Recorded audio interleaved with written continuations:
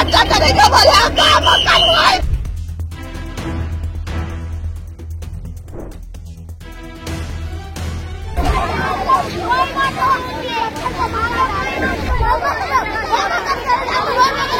டெல்லி ஜங்புரா பகுதியில் சுமார் 500 தமிழ் குடும்பங்கள் வாழும் மதராசி கேம்ப் குடிசை பகுதிகளை இடிக்கும் பணி தொடங்கி நடைபெற்று வருகிறது. கால்வாய் புனரமைப்பு பணிகளுக்காக இந்த குடியிருப்புகளை இன்று முதல் இடித்து தள்ளுமாறு டெல்லி உயர்நீதிமன்றம் உத்தரவிட்டிருந்தது. இதையடுத்து டெல்லி மாநில அரசு இந்த நடவடிக்கையில் ஈடுபட்டுள்ளனர். பாதிக்கப்பட்ட மக்களுக்கு மாற்று இடம் வழங்கப்பட்டிருந்த போதிலும் அதில் 370 குடும்பங்களில் 189 குடும்பங்களுக்கு மட்டுமே மாற்று வசிப்பிடம் வழங்கப்பட்டுள்ளது. இதனைத் தொடர்ந்து கடும் பாதுகாப்புக்கிடையே அந்த குடியிருப்புகளை இடித்து தள்ளும் பணி தொடங்கியுள்ளது. பாதிக்கப்பட்ட மக்களின் அழு குரல் கொண்ட வீடியோக்களும் பகிரப்பட்டு வருகிறது.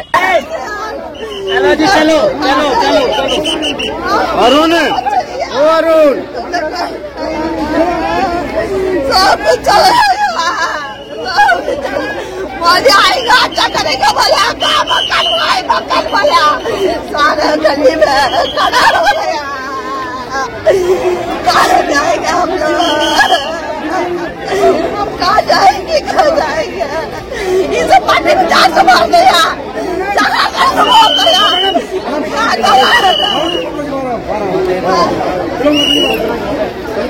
சார் நான் 30 வருஷமா இருக்கேன் சார். நான் பிறந்ததே இங்கதான். எனக்கு ஏஜ் இப்ப 30 வருஷமா நாங்க இங்கதான் தங்கி இருக்கோம். எங்க வாழ்வாதாரம் மொத்தத்தையும் நொறுக்கி எடுத்துட்டாங்க. எதுக்கும் இல்லாம சார் என் குழந்தை பிறந்து இப்ப 3 மாசம் தான் ஆகுது. வீடு கிடைக்காம அலைஞ்சிட்டு இருக்கிறோம். 15,000 ரூபாய் வாடகைக்கு எங்க போய் நாங்க தேடுறது? என் சம்பளமே 18,000 தான். பிரைவேட் வேலை தான் செய்யறேன். இதுல 15,000 ரூபாய் வாடகை சொல்றாங்க. நரேலால இருந்து வர முடியாது எங்களால. நரேலால வீடு கொடுத்துருக்காங்க, 50 கிலோமீட்டர் டிஸ்டன்ஸ். நாங்க அங்க போய் தங்கினோம்னா அங்க இருந்து எப்படி வர்றது, எப்படி போறது? என் குழந்தைக்கு ஹிந்தி தெரியாது, தமிழ் தான். நானும் தமிழ்ல தான் படித்தேன். டெல்லி ஸ்கூல்ல டிடி சீனியர் செகண்டரி ஸ்கூல்னு இருக்கு தமிழ்ல. அந்த ஸ்கூல்ல தான் நானும் படிச்சிருக்கிறேன். ஃபுல் வாழ்வாதாரத்தையும் குழப்பி எல்லாத்தையும் முடிச்சு விட்டாங்க sir.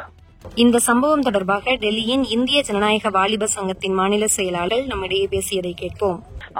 And in that it said that the rehabilitation and demolition both need to be done in a systematic manner. That was the first thing the judge had said. 9th May the order was given. The DUSEB and DDA were supposed to put camps the next couple of days, and they were supposed to process everyone's allotment letters, possession letters and all of that. And they were also supposed to hand over the homes in a livable condition, which they haven't done. I'll also send you videos of the houses that they have provided to the residents here. So in the last 1 week, 10 days, they tried to go to the High Court again, saying that the fittings, the fixtures, the electricity connection, the water connection, nothing has been prepared by the department, right? And see, the thing is, the DUSEB protocol actually states that once the possession letter is given, the residents should be given a minimum of at least 2 months to relocate to their new houses. Now, those protocols were completely evaded in the name of, having to clear this slum cluster quickly, because of some mythical flood that will happen if these guys are not moved away from here. So we held a press conference yesterday. We spoke to the DCP.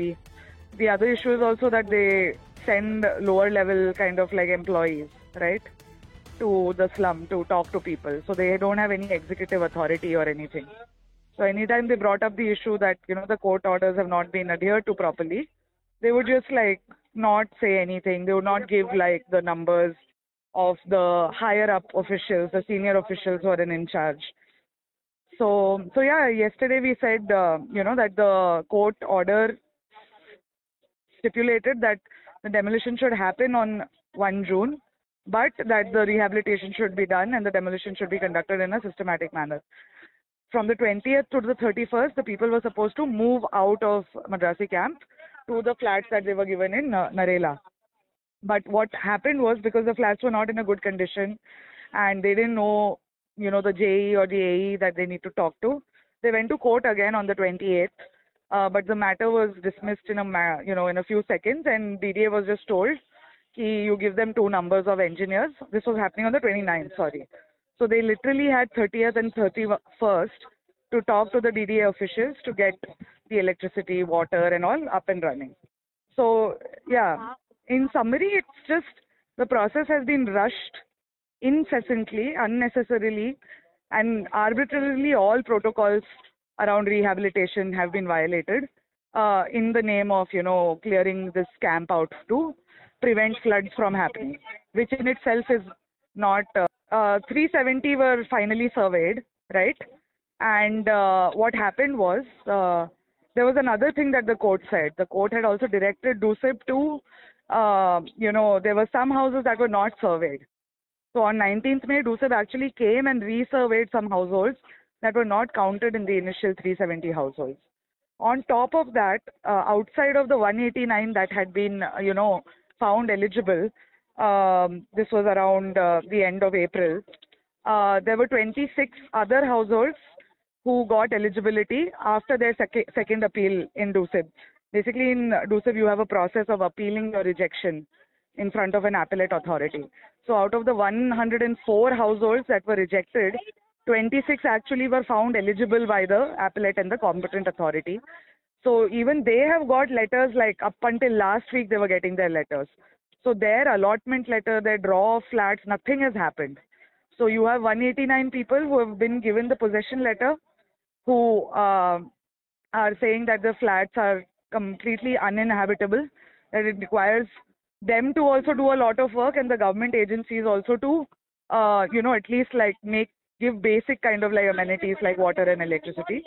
The 26 out of the 104 rejected households have only got their eligibility letter. Nobody knows. They have not been told when they will get the allotment. And then there are another, 70, 80 odd people whose appeals have been rejected, some of whom have approached the High Court. The High Court has actually reversed the decision of the ineligibility and told DUSIP to give them letters. So the other 80 odd people whose eligibility has been rejected, it's not that they have bad paperwork. They've just been arbitrarily rejected by the DUSIP authority. So even they are kind of, in the process of approaching the High Court in order to challenge the ineligibility.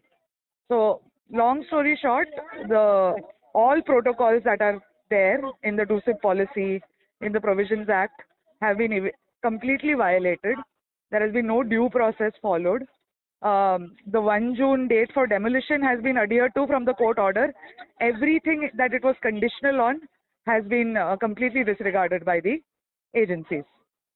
All demolitions in Delhi in the last how many ever years are at the behest of the central government. Delhi is a union territory. Land owning agency here is DDA. The nodal agency for rehabilitation is supposed to be DUSIP, which is a state-based agency.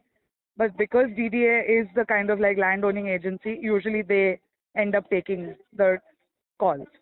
The PWD notice was put last year in August.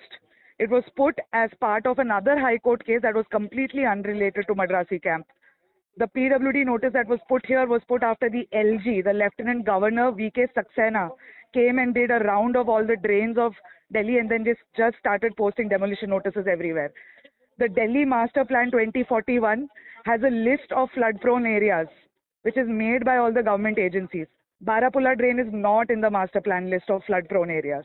So there's been no technical survey, there's been no scientific analysis. They've just come with a court order. I'll also tell you which court order it was. It was Manmohan, Acting Chief Justice. It was a blanket statement that just on an unrelated case in Okhla for a private, community hall, and there was a blanket judgment that said that they will appoint the vice chairman of DDA as the nodal authority to clear encroachments from drains, riverbeds, floodplains, and other bodies. This is not an encroachment. In Delhi, we have a list of notified slums. Those notified slums are protected under the slum and rehabilitation policy. So this entire proceeding was initiated before the new BJP government that is currently in power for the last 100 days, but it was done at the behest of all the central agencies, including the Lieutenant Governor. Okay, understand.